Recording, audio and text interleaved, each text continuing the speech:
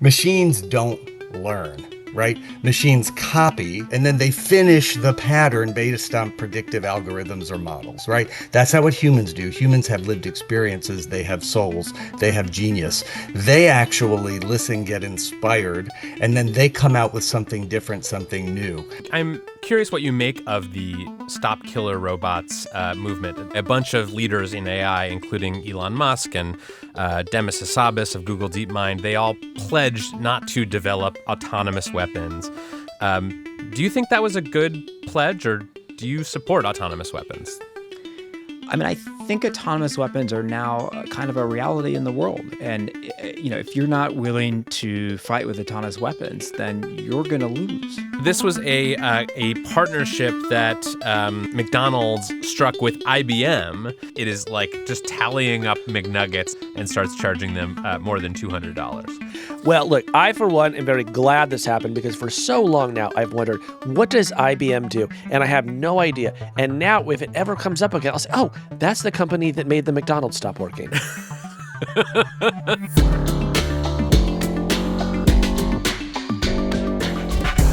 I'm Kevin Roose, a tech columnist from the New York Times. I'm Casey Newton from Platformer. And this is Hard Fork. This week, the record labels sue 2 leading AI music apps, accusing them of copyright infringement. RIAA CEO Mitch Glazier joins us to make the case. Then we go inside the military's tech turmoil with Chris Kirchhoff, who ran the Pentagon's office in Silicon Valley and has a new book out called Unit X. And finally, a round of HatGPT. Casey, today I learned something new. I'm in New York. I'm visiting some friends and going to some weddings, and I'm at the New York Times building, and I learned just today that there's an entire podcast studio at the Times building that I've never seen. That's how big the New York Times is. It's just full of, nooks and crannies that very few people have ever seen with their own eyes. Yeah, so up on the 28th floor, apparently there's a gleaming new audio temple. I hear it's very fancy, but I've never been. So right after we tape today, I'm going to go up there and I'm going to see the promised land. You know what I would do if I got to see the studio, Kevin and I were in New York? What's that? I would sneak in and I'd get a little pocket knife and I'd just carve Kevin plus Casey forever into one of the brand new desks. And I would dare them to say anything to me about it. Yeah, let's not let you up there. I'm going to actually ask security to specifically. Can you imagine Ezra Klein sits down to interview like the Secretary General of the United Nations and he just sees carved into the desk, Casey plus Kevin forever? Casey was here. Suck it, Klein. Now, Kevin, not a lot of people know this, but we have something interesting in common. What's that? Well, we were a couple of the few teenagers who managed to survive the Napster era without getting sued by the Recording Industry Association of America. Yes, although one of my friends actually did get sued by the recording industry and had to pay thousands of dollars. And is he still in prison or did he get out? No, he got out. He's fine. Oh, thank God. Thank God. Well, look, Kevin, it's always a strange day when you find yourself siding with the RIAA. And yet when I heard this week's news, I thought, well, I want to hear what they have to say. Yeah, let's talk about it. So these are, I think, the biggest lawsuits to come out against AI companies since your newspaper, the New York Times, sued OpenAI. This week, the RIAA announced that major record labels are suing 2 of the leading AI music companies, alleging massive copyright infringement, and is maybe trying to shut them down. Yeah, so the companies that the music labels sued are Udio and Suno. We've talked about them a little bit on this show before. Basically, these are tools that sort of work like ChatGPT. You can type in a prompt. You can say, make me, a country western song about, a bear fighting a dolphin, and it'll do that. But basically, these companies have come under a lot of criticism for allowing people to create songs without compensating the original artists. Like other AI companies, these companies do not say where they're getting their data. Suno is releasing statements using words like transformative and completely new outputs, basically arguing that this is all fair use and that they don't owe anything to the holders of the copyrighted songs that they were presumably using to train their models. But we'll see how the courts see that.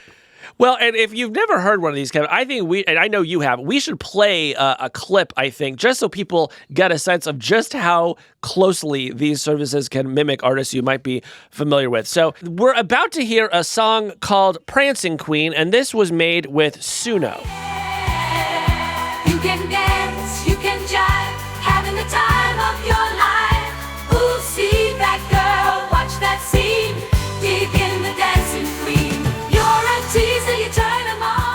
you believe what they're doing to ABBA, Kevin?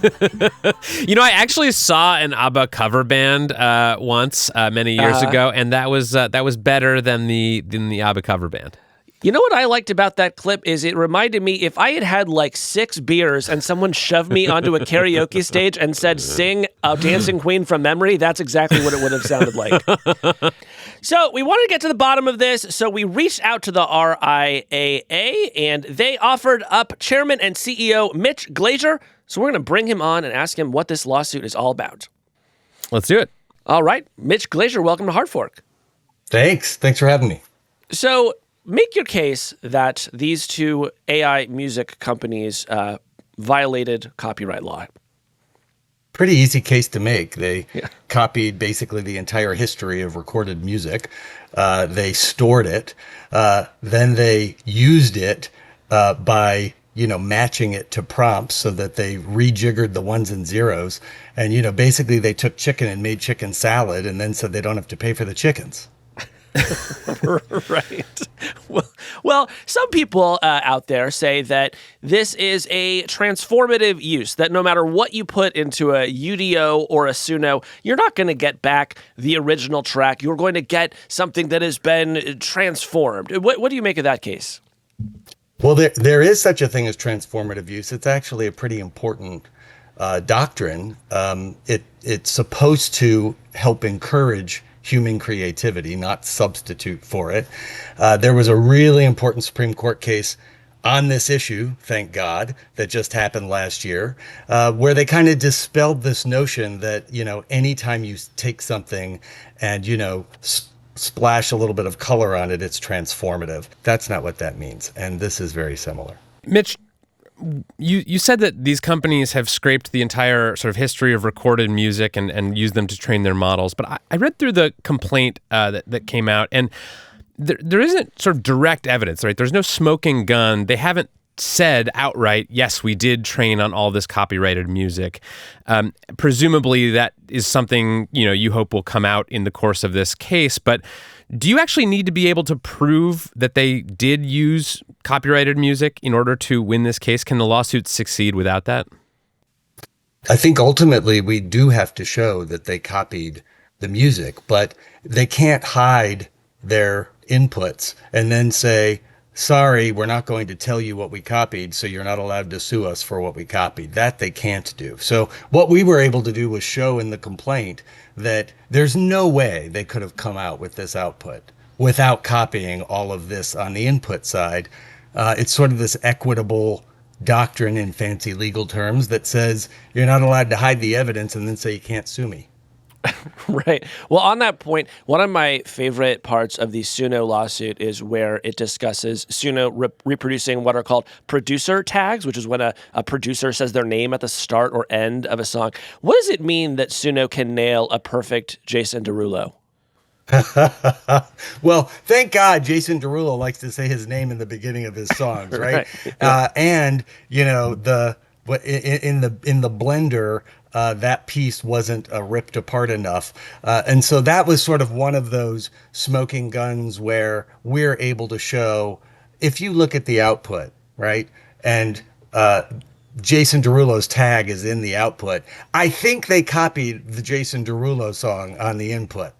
Yeah. So one of the arguments we've heard from AI companies, not just AI music companies, but also companies that train language models, is that these machines, these models, they're basically learning the way that humans learn. They're not just sort of regurgitating copyrighted materials. They are learning to generate wholly new works. And I want to just read you Suno's response that they gave to The Verge and have you share your thoughts on it. Suno said, quote, "We would have been happy to explain this to the corporate record labels that filed this lawsuit, and in fact, we tried to do so, but instead of entertaining a good faith discussion, they've reverted to their old lawyer-led playbook. Suno is built for new music, new uses, and new musicians. We prize originality." What do you make of that? Yeah, I love this argument. I love that machines are original and machines and humans are the same. If you just use human words around machines like learning, well, then there's no difference between us. If you read a book, it's the same as copying it on the Xerox machine and then mixing all the words around and then coming out with something new. Has nothing to do with the fact that they actually happened to take all of these human created works.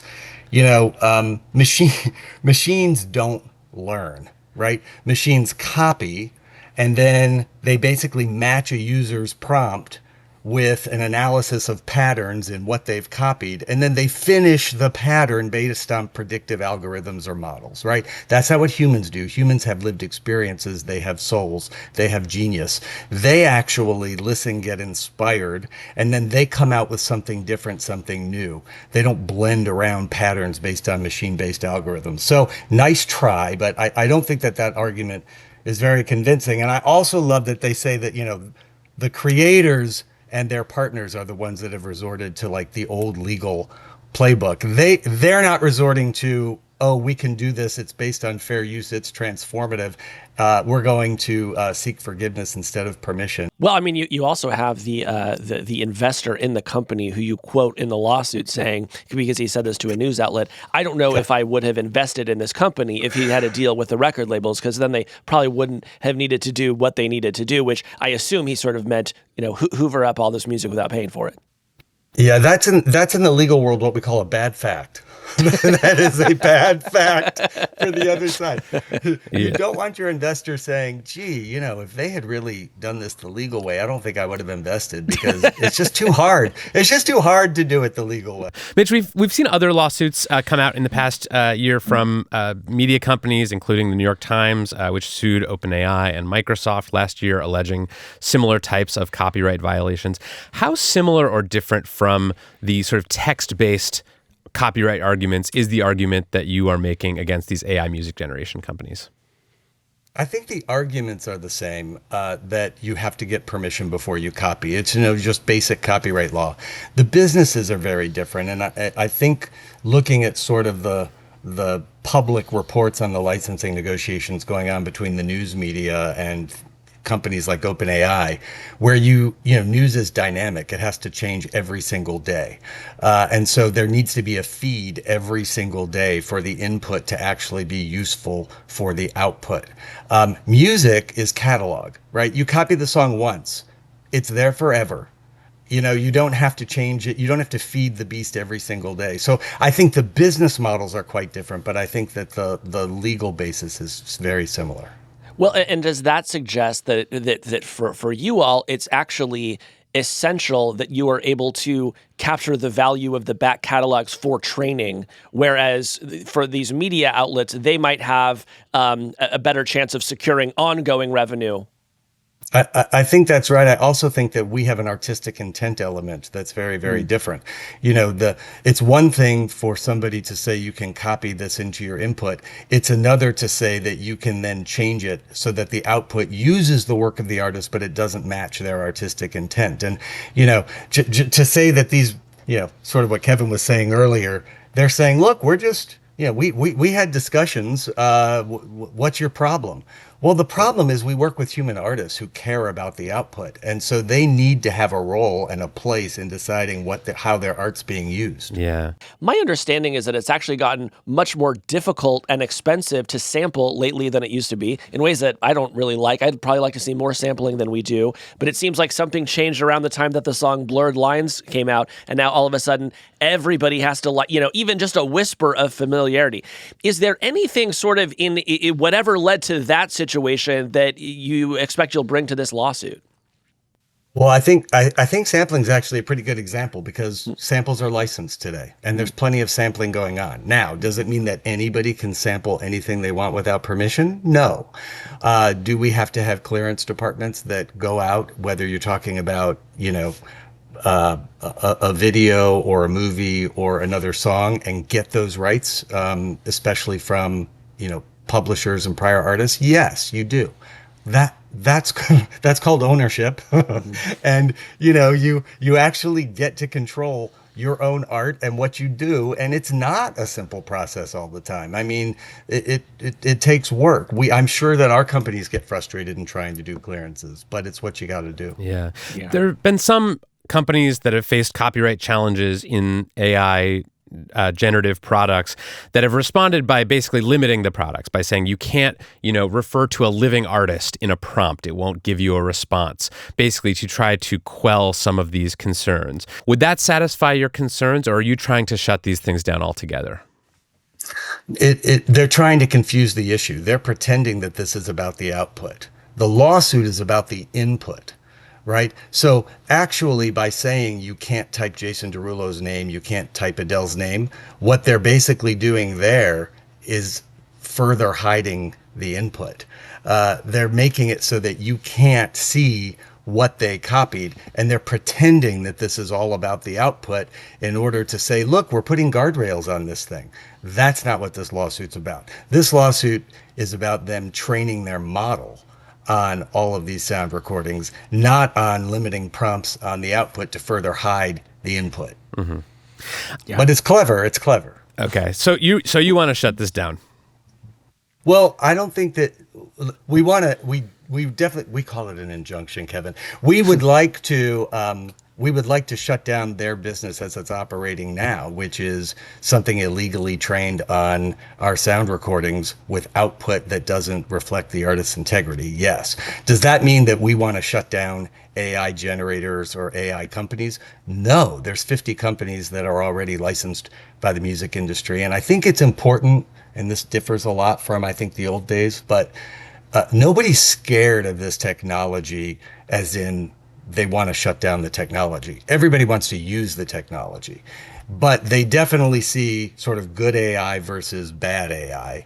Good AI complements artists, helps them stretch music, assists them in the creation of music. Bad AI takes from them, gives no attribution, no compensation, asks no permission, and then generates something that's a bunch of garbage. I know of some artists who would say they want to shut down this stuff entirely, that they don't think there's any good form of it. But you mentioned the old days, and so I want to ask you about this. I think a lot of my fellow millennials think of the RIAA as the group that went around, suing teenagers for pirating music during the Napster era. The RIAA has also sued a bunch of other file sharing and music sharing platforms, and actually fought the initial wave of streaming music services like Spotify because there was this fear that these all-you-can-eat streaming services would eat into CD sales. Now, of course, we know that streaming wasn't the death of music or music labels, that actually ended up being sort of saving the music industry. Do you think there's a danger here that actually these AI music generation programs could ultimately be great for music labels, just like Spotify was, and that you might be trying to cut off something productive before it's actually had the chance to mature?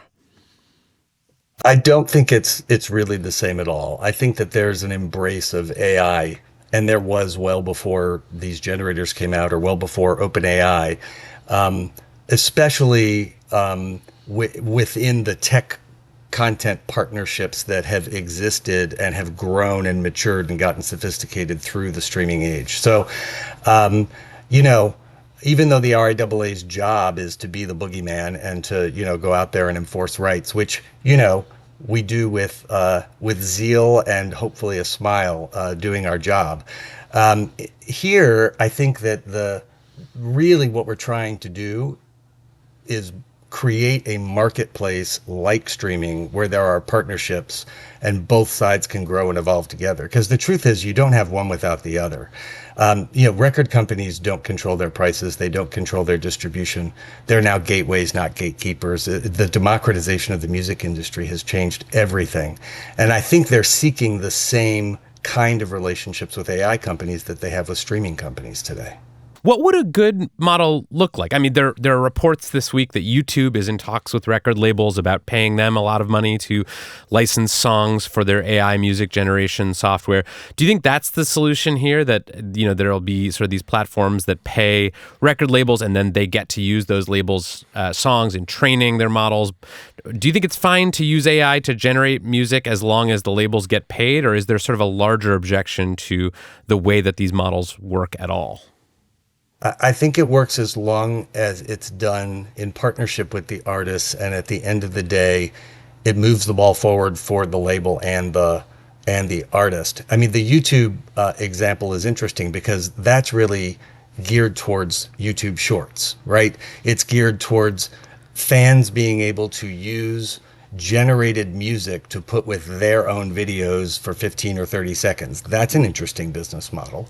BandLab is a tool for artists, Splice, Beatport, Focusrite, Output, Waves, Eventide, every digital audio workstation that's now using AI, Native Instruments, Oberheim. I mean, there are so many AI companies that have these bespoke agreements and different types of tools that are meant to be done with the artistic community, that I think the outliers are the Sunos and the Udios, who frankly are not very creative in trying to help with, human ingenuity. Instead, they're just substitutional to make money for investors by taking everybody else's stuff.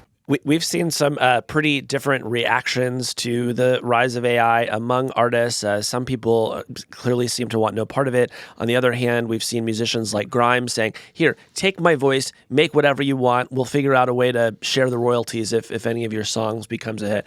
I'm curious, if you're able to get the deals that you want, do you expect any controversy within the artist community and artists saying, hey, why'd you sell my back catalog to this blender? I don't want to be part of that. Yeah, I think, look, artists are entitled to be different. And there are going to be artists, I think, Kevin, you said earlier, artists who are so scared of this, they do want to shut the whole thing down. They just don't want their music and their art touched, right? I know directors of movies who can't stand that the formatting's different for an airplane. Like, that's their baby, and they just don't want it. Then there are artists like Grimes who are like, I'm fine being experimental. I'm fine having fans take it and change it and do something with it. All of that is good. They're the artist, right? I mean, it's their art.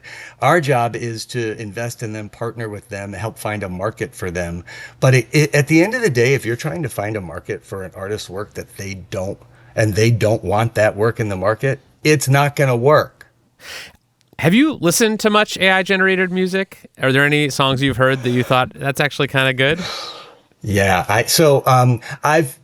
think in the sort of overdubbing voice and likeness thing, that it's a little bit better than some of the simple prompts on these AI generators like Udio and Suno. But I heard I heard Billie Eilish's voice on a Revivalist song, and I was like, wow, she should cover this song. It was really great, right? It was just kind of seemed like a perfect fit, and it's fun to play with those things. But again, like in that case, I think Billie Eilish gets to decide if her voice is used on something. I think she gets to decide if she wants to do a cover. I don't think that it's up to, overdub to be able to do that. I did do a bunch of prompts, as you can imagine, on some of these services, trying to see like what happens if you just put in a few words, like a simple country song.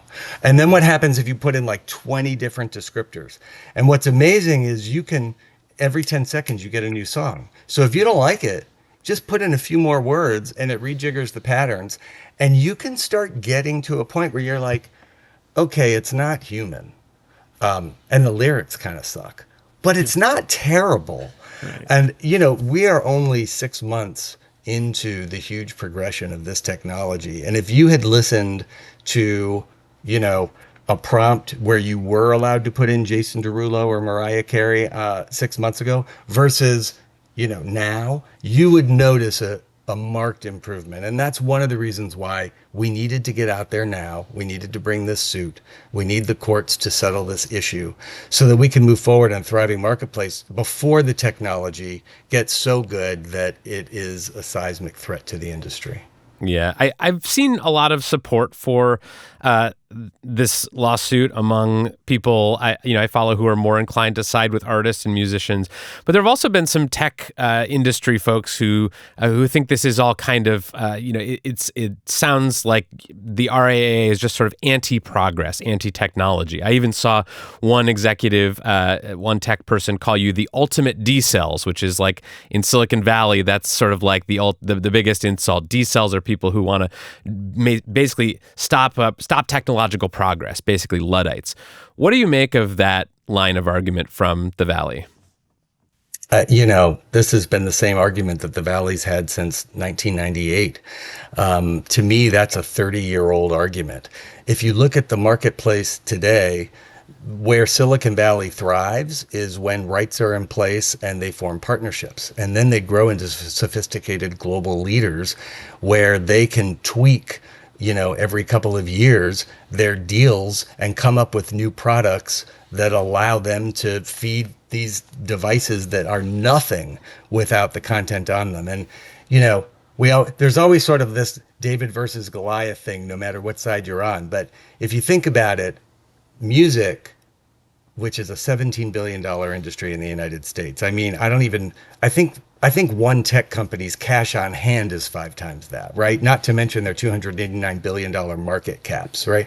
But they are completely dependent on the music that these geniuses create in order to thrive. And to say that these creators are stopping their progress, I think is sort of laughable. I think what's much more threatening is if you move fast and break things without partnerships.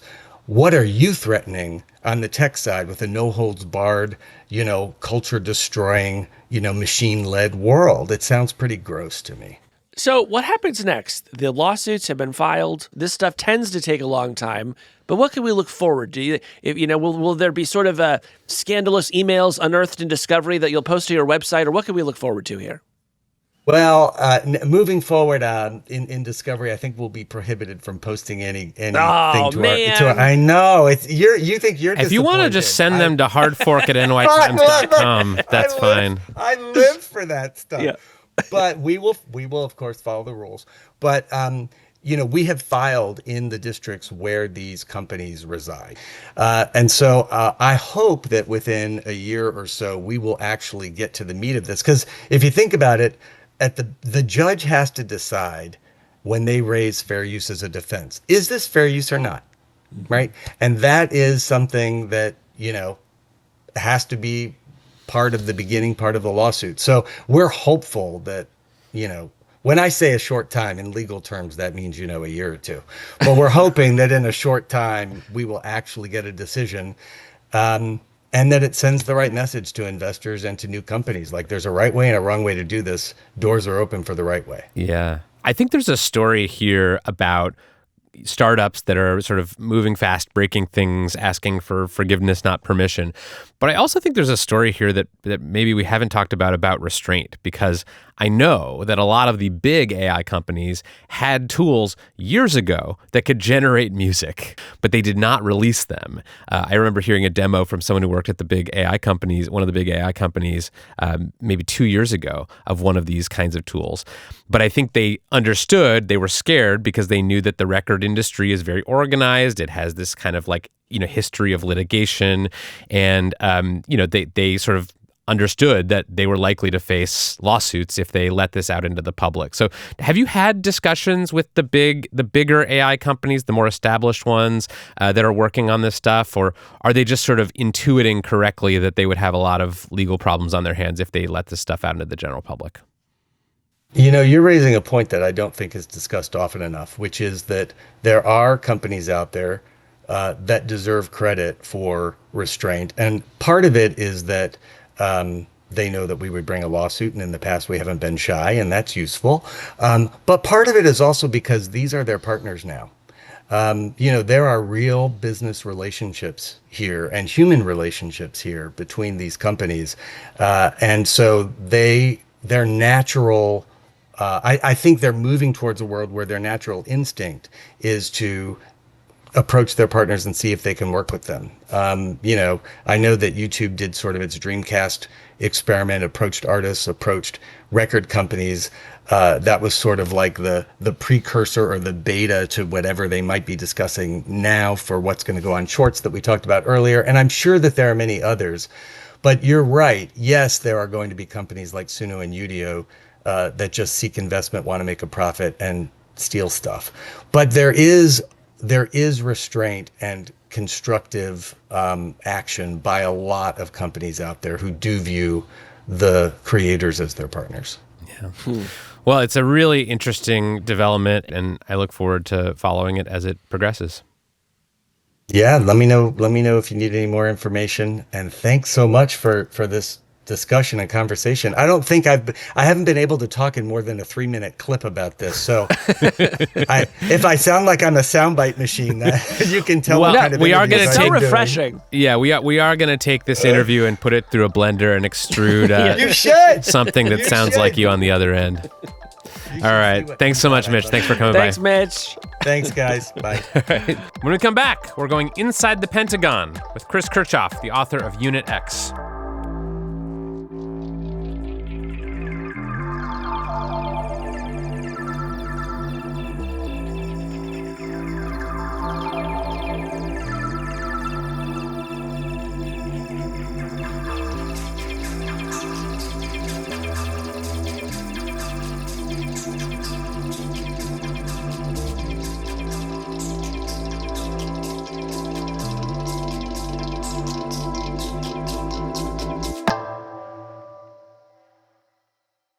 Well, Casey, let's talk about war.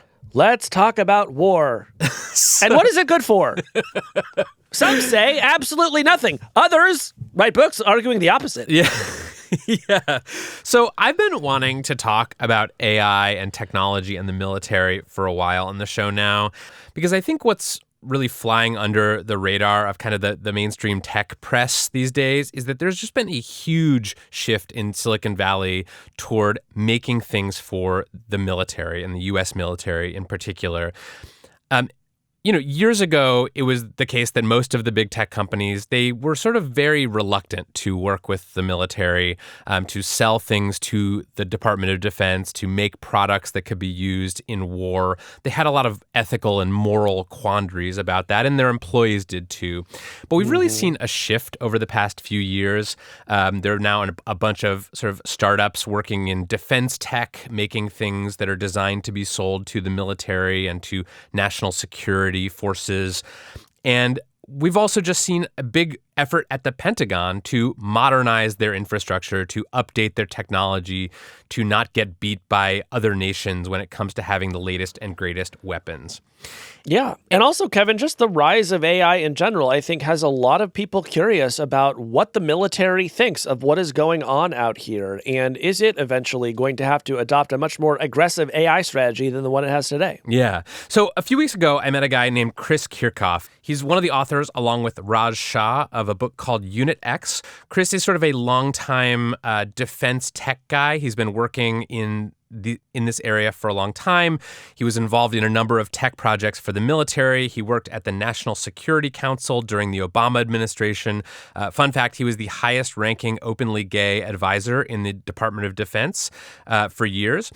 And most importantly, he was a founding partner of something called the Defense Innovation Unit, or DIU. It also goes by the name Unit X, which is basically this little experimental division that was set up about a decade ago by the Department of Defense to try to basically bring the Pentagon's technology up to date. And he and Raj Shah, who was another founding partner of the DIU, just wrote a book called Unit X that basically tells the story of how the Pentagon sort of realized that it had a problem with technology and set out to fix it.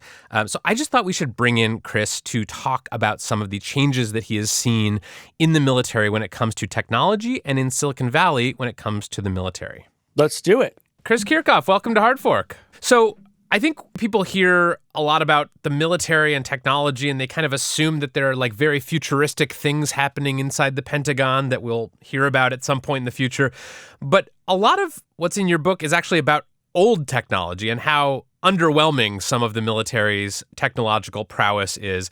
Your book opens with an anecdote about your co-author actually using a compact digital assistant because it was better. It had better navigation tools than the navigation system on his $30 million jet. That was sort of how you introduced the fact that the military is not quite as technologically sophisticated as many people might think. So I'm curious, when you first started your work with the military, what was the state of the technology? Well, it's really interesting. So, I mean, you go to the movies, and we have all seen Mission Impossible and James Bond, and wouldn't it be wonderful if that actually were the reality behind the curtain? But when you open up the curtain, you realize that actually in this country, there are two entirely different systems of technological production. There's one for the military, and then there's one for everything else. And to dramatize this, on the image of our book, Unit X, we have an iPhone, and on top of the iPhone is sitting an F-35, the world's most advanced fighter jet, a fifth-generation stealth fighter, known as a flying computer for its incredible sensor fusion and weapon suites. But the thing about the F-35 is that its design was actually finalized in 2001, and it did not enter operations until 2016. And a lot happened between 2001 and 2016, including the invention of the iPhone, which, by the way, has a faster processor in it than the F-35. And if you think about the F-35 over the subsequent years, there's been 3 technological upgrades to it. And we're now We're almost an iPhone 16 season. And once you understand that, you understand why it was really important that the Pentagon thought about establishing a Silicon Valley office to start accessing this whole other technology ecosystem that is faster and generally a lot less expensive than the firms that produce technology for the military. Yeah, I remember years ago, I interviewed your former boss, Ash Carter, the former Secretary of Defense, who died in 2022. And I sort of expected that he'd want to talk about like all the newfangled stuff that the Pentagon was making, autonomous drones, stealth bombers. But instead, we ended up talking about procurement, which is basically how the government buys stuff, whether it's a fighter jet or an iPhone. And I remember him telling me that procurement was just unbelievably complicated, and it was a huge part of what made government and the military in particular so inefficient and kind of backwards technologically. Describe how the military procures things, and then what you discovered about how to maybe short circuit that process or make it more efficient. If you're looking to buy a nuclear aircraft carrier or a nuclear submarine, you can't really go on Amazon and price shop for that. And I learned that the hard way, by the way. Should have upped your credit limit, Casey. And so, in those circumstances, when the government is representing the taxpayer and buying one large military system, a multi-billion-dollar system from one vendor, it's really important that the taxpayer not be overcharged. And so the Pentagon has developed a really elaborate system of procurement to ensure that it can control how production happens, the cost of individual items. And that works okay if you're in a situation where you have the government and one firm that makes one thing. It doesn't make any sense, though, if you're buying goods that multiple firms make or that are just available on the consumer market. And so one of the challenges we had out here in Silicon Valley when we first did a Defense Innovation Unit was trying to figure out how to work with startups and tech companies who, it turns out, weren't interested in working with the government. And the reason why is that the government typically buys defense technology through something called the Federal Acquisition Rules, which is a little bit like the Old Testament. It's this dictionary-size book of regulations. Letting a contract takes 18 to 24 months. If you're a startup, your investors tell you not to go down that path for a couple reasons. One, you're not going to make enough money before your next valuation. You're going to have to wait too long. You're going to go out of business before the government actually closes the sale. And two, even if you get that first contract, it's totally possible another firm with better lobbyists is going to take it right back away from you. So at Defense Innovation Unit, we had to figure out how to solve that paradox. Part of what I found interesting about your book was just the sort of accounts that you gave of these sort of clever loopholes that you and your team found around some of the bureaucratic sort of slowness at the Pentagon, and in particular, this loophole that allowed you to purchase technology much more quickly that one of your staffers found. Tell that story, and maybe that'll help people understand kind of the systems that you were up against. It's an amazing story, but we knew when we arrived in Silicon Valley that we would fail unless we figured out a different way to contract with firms. And our first week in the office, this 29-year-old staff member named Lauren Daly, the daughter actually of a tank commander whose way of serving was to become a civilian in the Pentagon and work on acquisition. happened to be up because she's a total acquisition nerd, late at night reading the just released National Defense Authorization Act, which is another dictionary-sized compendium of law that comes out every year. And she was flipping through it, trying to find new provisions in law that might change how acquisition worked. And sure enough, in Section 815 of the law, she found a single sentence that she realized somebody had placed there that changed everything. And that single sentence would allow us to use a completely different kind of contracting mechanisms called other transaction authorities that were actually first invented during the space race to allow NASA during the Apollo era to contract with mom and pop suppliers. And so she realized that this provision would allow us not only to use OTAs to buy technology, but the really important part is that if it worked, if it was successful in a pilot, we could immediately go to buy it at scale, to buy it in production. We didn't have to recompete it. There would be no pause, no 18-month pause between demonstrating your technology and having the department buy it. And when Lauren brought this to our attention, we thought, oh boy, this really is a game changer. So we flew Lauren to Washington. We had her meet with the head of acquisition policy of the Department of Defense. And in literally 3 weeks, we changed 60 years of Pentagon policy to create a whole new way to buy technology that to this day has been used to purchase $70 billion of technology for the Department of Defense. You just said that the reason that Silicon Valley tech companies, some of them didn't want to work with the military is because of this sort of arcane and complicated procurement process. But there are also real moral objections among a lot of tech companies and tech workers. In 2018, Google employees famously objected to something called Project Maven, which was a project the company had planned with the Pentagon that would have used their AI image recognition software to improve weapons and things like that. And there have been just a lot of objections over the years from Silicon Valley to working with the military, to being defense contractors. Why do you think that was, and do you think that's changed at all? It's completely understandable. So few Americans serve in uniform. Most of us don't actually know somebody who's in the military. And it's really easy here in Silicon Valley, where the weather's great. Sure, you read headlines in the news, but the military is not something that you encounter in your daily life.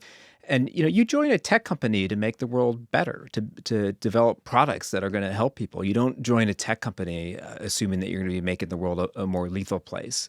But at the same time, Project Maven was actually something that I got a chance to work on, and Defense Innovation Unit and a whole group of people led.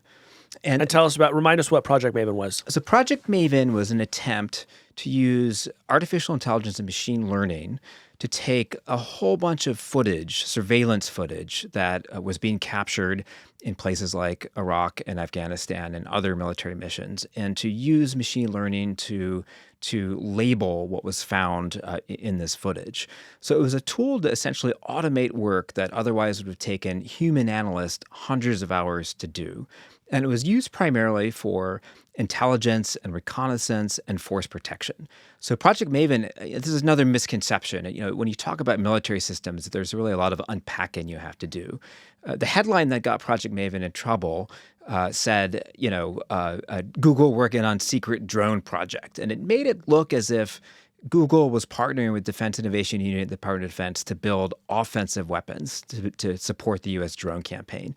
And that's not all what was happening. What was happening is Google was building tools that would help our analysts process the incredible amount of data flowing off many different observation platforms in the military. Right. But Google employees objected to this. They made a big case that Google should not participate in Project Maven, and eventually the company pulled out of the project. But speaking of Project Maven, I was curious because there was some reporting from Bloomberg this year that showed that the military has actually used Project Maven's technology as recently as February to identify targets for airstrikes in the Middle East. So isn't that exactly what the Google employees who were protesting Project Maven back when you were working on it at the Defense Department, isn't that exactly what they were scared would happen? Well, Project Maven, when Google was involved, was very much a pilot R&D project. And it's since transitioned, actually, into much more of an operational phase. And it's being used in a number of places. In fact, it's actually being used in Ukraine as well to help the U.S. identify military targets in Ukraine. And so this, again, speaks to, I think, a sea change in Silicon Valley since that original protest of 3,000 Google employees over Project Maven, where the world has changed a lot, and not for the better. We have a land war going on in Europe on the border of NATO. And in fact, that war, the Ukraine conflict, has mobilized a lot of people in Silicon Valley to want to try and help support Ukraine's quest to defend its territory. And so I think we're in a very different time and moment right now as people watching the news realize that our security is actually quite a bit more fragile than we might have first imagined. I mean, I think one reaction that our listeners may have to this is they are very concerned about the use of AI and other technologies by the military. And I also hear from a lot of people at the tech companies who are really concerned about some of these contracts. I remember during the Project Maven controversy, talking with people at Google who were part of the protest movement. And some things that they would say to me are like, well, if I wanted to work for a defense contractor, I would have gone to go work for Lockheed Martin or Raytheon. I'm curious, what moral argument would you make to someone who maybe says, look, I did not sign up to make weapons of war. I am an AI engineer. I work on large language models, or I work on image recognition stuff. What do you tell that person if you're working at the DIU trying to persuade them that it's okay to sell or license that technology to the Pentagon? I think you tell them that we're at an extraordinary moment in the history of war where everything is changing. And I'll just give you a couple data points. A few weeks ago, the United States asked the Ukrainian military to pull back from the front lines all 31 of the M1A1 Abrams tanks that we had deployed to Ukraine to allow their military to better repel a Russian invasion. These are the most advanced tanks, not only in our inventory, but in the inventory of any one of our allies. And they were getting whacked by $2,000 Russian kamikaze drones. $2,000 drones killing tanks. What does that tell me? That tells me that a century of mechanized warfare that began in the First World War is over. And if you're building an army that's full of tanks, you now are the emperor with fewer clothes anyway. And I'll give you a couple other data points.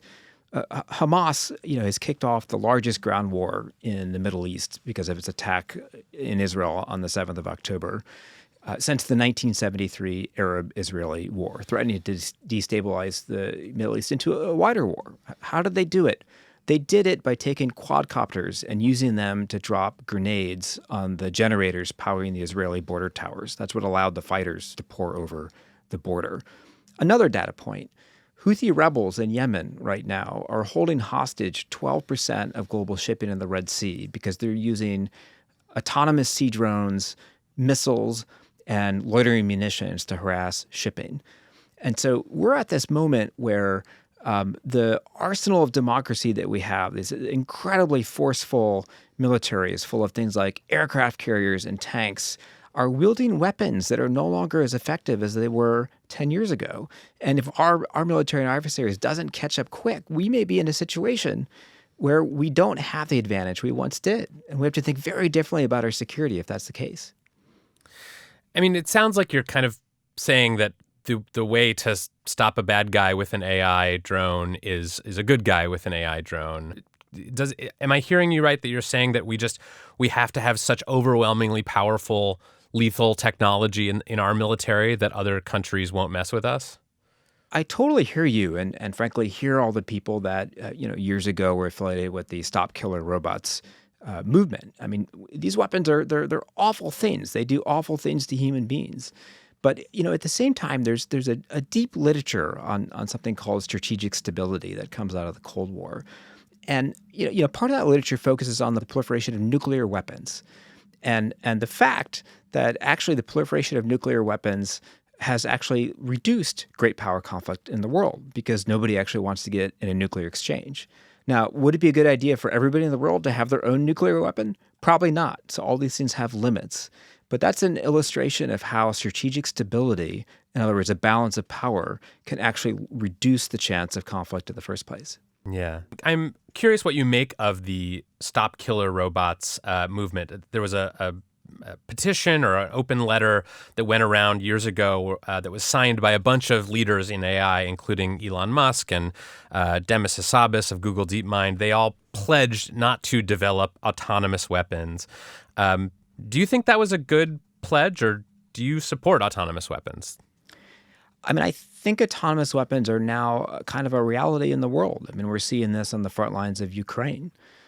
And, if you're not willing to fight with autonomous weapons, then you're going to lose. So there's this former OpenAI employee, Leopold Aschenbrenner, who recently released a long manifesto called Situational Awareness. And one of the predictions that he makes is that by about 2027, the U.S. government would recognize that superintelligent AI was such a threat to the world order that AGI, sort of artificial general intelligence, would become functionally a project of the national security state, something like an AGI Manhattan Project. There's other speculation out there that maybe at some point the government would have to nationalize an OpenAI or an Anthropic. Are you hearing any of these whispers yet? Like, are people starting to game this out at all? Well, I haven't. I confess I haven't made it all through each 155 pages of that long manifesto. But it was very long. You could summarize it with ChatGPT, though. Fantastic. Yeah. But these are important things to think about because it could be that in certain kinds of conflicts, whoever has the best AI wins. And if that's the case, and if AI is getting exponentially more powerful, then to take things back to the iPhone and the F-35, it's going to be really important that you have the kind of AI of the iPhone variety. You have the AI that's new every year. You don't have the F-35 with the processor that was baked in 2001, and you're only taking off on a runway in 2016. So I do think it's very important for folks to be focused on AI. Where this all goes, though, is a lot of speculation. Mm-hmm. I mean, if you had to bet in 10 years, do you think that the AI companies will all still be private, or do you think the government will have stepped in and gotten way more interested in maybe taking one of them over? Well, I'd make the observation that, we all watched Oppenheimer, especially employees at AI firms. They seem to love that film. And, nuclear technology, it's what national security strategists would call a point technology. It's sort of 0 to 1. Either you have it or you don't. And AI is not going to end up being a point technology. It's a very broadly diffuse technology that's going to be applied not only in weapon systems, but in institutions. It's going to be broadly diffused around the economy. And for that reason, I don't think, or it's less likely anyway, that we're going to end up in a situation where somebody has the bomb and somebody doesn't. I think the gradations are going to be smoother and not quite as sharp. Part of what we've seen in other industries as technology sort of moves in and modernizes things is that often things become cheaper. It's cheaper to do things using the latest technology than it is to do using outdated technology. Do you think some of the work that you've done at DIU trying to modernize how the Pentagon works is going to result in smaller defense budgets being necessary going forward? Is the $2 trillion or so that the DoD has budgeted for this year, could that be $1 trillion or $500 billion in the coming years because of some of these modernizations? You're giving us a raise, Kevin. I think it's more like 800 billion. Well, I'm sorry. I got that answer from Google's AI overview, which also told me to eat rocks and put glue on my pizza. We should get the Secretary of Defense to try to. He'd like that answer if he had that large of a budget. Well, it's certainly true that for a lot less money now, you can have a really destructive effect on the world, as drone pilots in Ukraine and elsewhere in the world are showing. I think it's also true that the U.S. military has a whole bunch of legacy weapon systems that, unfortunately, are kind of like museum relics, right? I mean, if our most advanced tank can be destroyed by a drone, it might be time to retire our tank fleet.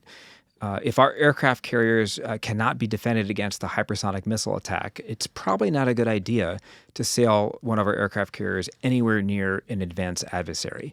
So I think it is an opportune moment to really look at what we are spending our money on at the Defense Department and remember the goal of our nation's founders, which is to spend what we need to on defense and not a penny more. So I hear you saying that it's very important for the military to be prepared technologically for the world we're in, and that means working with Silicon Valley. But is there anything like more specific that you want to share that you think that either side needs to be doing here, or something specific that you want to see out of that collaboration?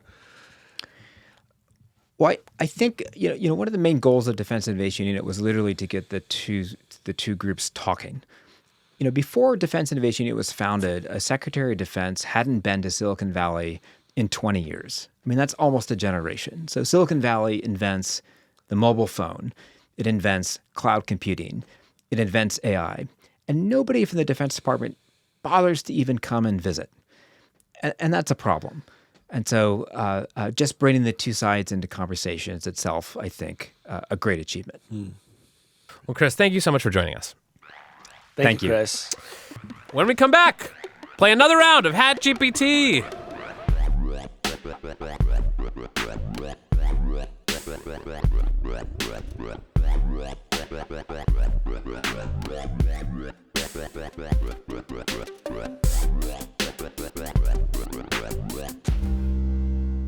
All right, Kevin. Well, it's time once again for HatGPT.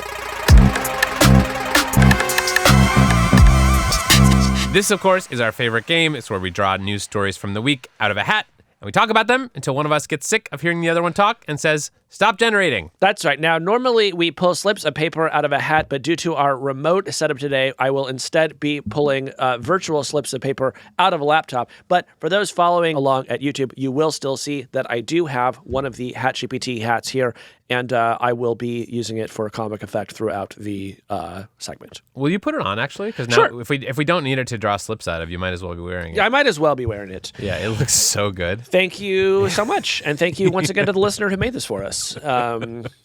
You're a true fan. It's so good. Perfect. All right, Kevin, let me draw the first slip out of the laptop. Ilya Sutskever has a new plan for safe super intelligence. Ilya Sutskever is, of course, the OpenAI co-founder who was part of the coup against Sam Altman last year.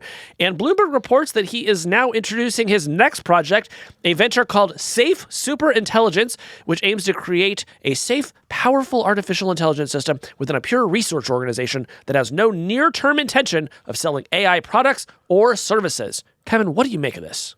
Well, it's very interesting on a number of levels, right? In some sense, this is kind of a mirror image of what happened several years ago when a bunch of safety-minded people left OpenAI after disagreeing with Sam Altman and started an AI safety-focused research company. That, of course, was Anthropic. And so this is sort of the newest twist in this whole saga is that Ilya Sutskever, who was very concerned about safety and how to make super intelligence that was smarter than humans, but also not evil and not going to destroy us, who has done, something very similar. But I have to say, I don't quite get it. I mean, he's not saying much about the project, but part of the reason that these companies sell these AI products and services is to get the money to buy all the expensive equipment that you need to train these giant models. Right. And so I just don't know, like, if you don't have any intention of selling this stuff before it becomes AGI, how are you paying for the AGI? Do you have a sense of that?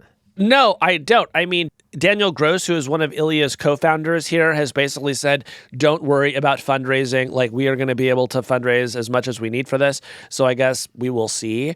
But yeah, it does feel a bit strange to have someone like Ilya saying he's going to build this totally without a commercial motive, in part because he said it before, right? Like, this is what is so funny about this, is it truly just is a case where the circle of life keeps repeating, where a small band of people get together and they say, we want to build a very powerful AI system and we're going to do it very safely. And then bit by bit, they realize, well, actually, we don't think that it's being built out safely. We're going to form a breakaway faction. So if you're playing along at home, I believe this is the second breakaway faction to break away from OpenAI after Anthropic. And I look forward to Ilya quitting this company eventually to start a newer, even more safe company somewhere else. The really, really safe superintelligence company. Yeah, his next company, you've never seen safety like this. They wear helmets everywhere in the office, and they just have keyboards. Yeah. All right, stop generating. All right, pick one out of the hat, Kevin. All right. 5 men convicted of operating Jetflix, one of the largest illegal streaming sites in the U.S. This is from Variety. Jetflix was a sort of pirated streaming service that charged $9.99 a month while claiming to host more than 183,000 TV episodes, which is more than the combined catalogs of Netflix, Hulu, Vudu, and Amazon Prime Video. Ooh, that sounds great. I'm going to open an account. What a deal. So the Justice Department, says this was all illegal, and the 5 men who were charged with operating it were convicted by a federal jury in Las Vegas. According to the court documents and the evidence that was presented at the trial, this group of 5 men were basically scraping piracy services for illegal episodes of TV and then hosting them on their own thing.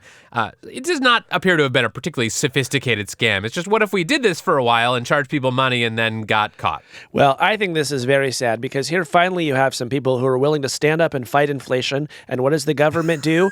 They come in and they say, knock it off. I will say, though, Kevin, I think I can actually point to the mistake that these guys made. What's that? So instead of scraping these 183,000 TV episodes and selling them for $9.99 a month, what they should have done was feed them all into a large language model, and then you can sell them to people for $20 a month. So the next time, when these guys get out of prison, I hope they get in touch with me because I have a new business idea for them. All right, stop generating. All right. Here's a story called 260 McNuggets. McDonald's ends AI drive-thru tests amid errors. This is from the New York Times. After a number of embarrassing videos showing customers fighting with its AI-powered drive-thru technology, McDonald's announced it was ending its 3-year partnership with IBM. In one TikTok video, friends repeatedly tell the AI assistant to stop as it added hundreds of chicken McNuggets to their order. Other videos show the drive-thru technology adding 9 iced teas to an order, refusing to add a Mountain Dew, and adding unrequested bacon to ice cream. Kevin, what the heck is going on at McDonald's? Well, as a fan of bacon ice cream, I should say I want to get to one of these McDonald's before they take this thing me down. too. Did you see any of these videos? I haven't. Did you? No, but we should watch one of them together. The caption is, "The McDonald's robot is wild," and it shows their screen at the thing where it is like just tallying up McNuggets and starts charging them more than $200. Here's my question. Why is everyone just rushing to assume that the AI is wrong here? Maybe the AI knows what these gals need. Because, Kevin, here's the thing. When superintelligence arrives, we're going to think that we're smarter than it, but it's going to be smart, so there's going to be a period of adjustment as we sort of, get used to having our new AI master. Have you been to a drive-thru that used AI to take your order yet? No, I mean, I don't even really understand. What was the AI here? Was this like an Alexa thing where I said, McDonald's, add 10 McNuggets? Or what was actually happening? No, so this was a partnership that McDonald's struck with IBM. And basically, this was like technology that went inside the little, menu things that have the microphone and the speaker in them. And so instead of having a human say, "What would you like?" it would just say, "What would you like?" And then you said it, and they would recognize it and put it into the system. So you could sort of eliminate that part of the labor of the drive-thru. Got it. Well, look, I, for one, am very glad this happened because for so long now, I've wondered, what does IBM do? And I have no idea. And now, if it ever comes up again, I'll say, oh, that's the company that made the McDonald's stop working. We should say it's not just McDonald's. A bunch of other companies are starting to use this technology. I actually think this is probably, inevitable. This technology will get better. They will iron out some of the kinks. But I think there will probably still need to be a human in the loop on this one. All right, stop generating. Okay. Kevin, let's talk about what happened when 20 comedians got AI to write their routines. This is in the MIT Technology Review. Google DeepMind researchers found that although popular AI models from OpenAI and Google were effective at simple tasks like structuring a monologue or producing a rough first draft, they struggled to produce material that was original, stimulating, or, crucially, funny. And I'd like to read you an example LLM joke, Kevin. Please. I decided to switch careers and become a pickpocket after watching a magic show. Little did I know, the only thing disappearing would be my reputation. Waka, waka, waka. Hey, I got a laugh out of you. Kevin, what do you make of this? Are you surprised that AI isn't funnier? No, but this is interesting. Like it's like this has been something that critics of large language models have been saying for years. It's like, well, it can't tell a joke. And, I should say I've had funny experiences with large language models, but never after like asking them to tell me a joke. Remember when you said to Sydney, take my wife, please? I get no respect, I tell you. No, but this is interesting because this was a study that was actually done by researchers at Google DeepMind. And basically, it appears that they had a group of comedians try writing some jokes with their language models. And in the abstract, it says that most of the participants in the study felt that the large language models did not succeed as a creativity support tool by producing bland and biased comedy tropes, which they describe in this paper as being akin to cruise ship comedy material from the 1950s, but a bit less racist. So they were not impressed, these comedians, by these language models' ability to tell jokes. You're an amateur comedian. Have you ever used AI to come up with jokes? No, I haven't. And I have to say, I think I understand the technological reason why these things aren't funny, Kevin, which is that comedy is very up to the minute, right? For something to be funny, it's typically something that is on the edge of what is currently thought to be socially acceptable. And what is socially acceptable or what is surprising within a social context, that just changes all the time. And these models, they are trained on decades and decades and decades of text, and they just don't have any way of figuring out, well, what would be a really fresh thing to say. So maybe they'll get there eventually, but as they're built right now, I'm truly not surprised that they're not funny. All right, stop generating. All right, next one. Waymo ditches the wait list and opens up its robotaxis to everyone in San Francisco. This is from The Verge. Since 2022, Waymo has made its rides in its robotaxi service available only to people who were approved off of a wait list. But as of this week, they are opening it up to anyone who wants to ride in San Francisco. Casey, what do you make of this? Well, I am excited that more people are going to get to try this. This is, as you've noted, Kevin, become kind of the newest tourist attraction in San Francisco is when you come here, you see if you can find somebody to give you a ride in one of these self-driving cars. And now everyone is just going to be able to come here and download the app and use it immediately. I have to say, I am scared about what this is going to mean for the wait times on Waymo. I've been taking Waymo more lately, and it often will take 12 or 15 or 20 minutes to get a car. And now that everyone can download the app, I'm not expecting those wait times to go down. Yeah, I hope they are also simultaneously adding more cars to the Waymo network because this is going to be very popular. You're saying they need Waymo cars? They do. I'm worried about the wait times, but I'm also worried about the condition of these cars because I've noticed in my last few rides, they're a little dirtier. Oh, wait, really? Yeah, I mean they're still pretty clean, but I did see like a takeout container really? in one the other day. Oh my god! And I want to know how they plan to keep these things from becoming filled with people's crap. All right, stop generating. All right, last one. This one comes from The Verge. TikTok's AI tool accidentally let you put Hitler's words in a paid actor's mouth. TikTok mistakenly posted a link to an internal version of an AI digital avatar tool that apparently had zero guardrails. This was a tool that was supposed to let businesses generate ads using AI with paid actors using this AI voice dubbing thing that would make the actors repeat your whatever you wanted to have them say, endorse your product or whatever. But very quickly, people found out that you could use this tool to repeat excerpts of Mein Kampf, Bin Laden's letter to America. It told people to drink bleach and vote on the wrong day. and that was its recipe for a happy Pride celebration.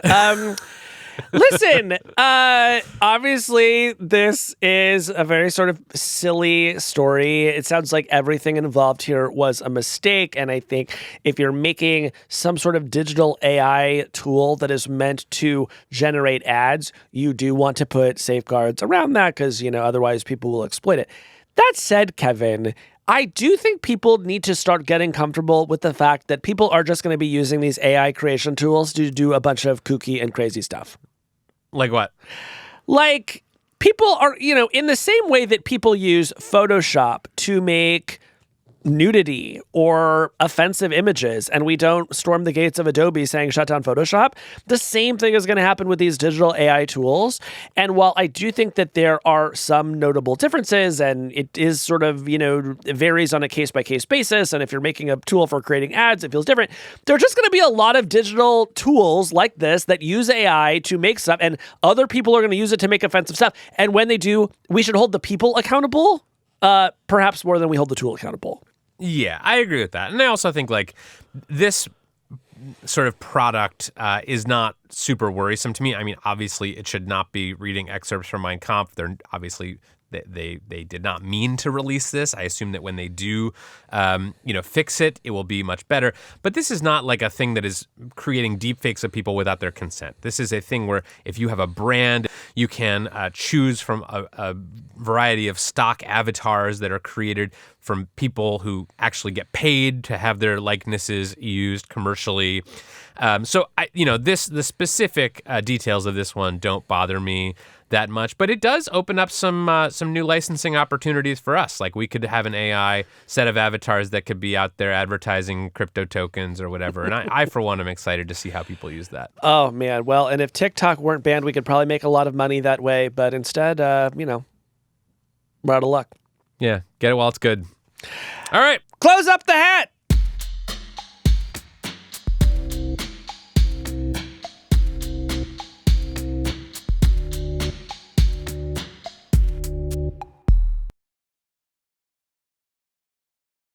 Do you remember the one time we recorded an episode and we did record it concurrently with Ezra Klein recording an episode? Yes. And I tried to make eye contact with him for the entire time we recorded the episode. Not one time did that man look out the window. He's that focused. He's that dialed in. He's that in the zone. He cannot be distracted. You really were. You were like waving your hands trying to get everyone to notice you. That man is on permanent do not disturb mode, and he will not be flapped. He is unflappable. Legend behavior.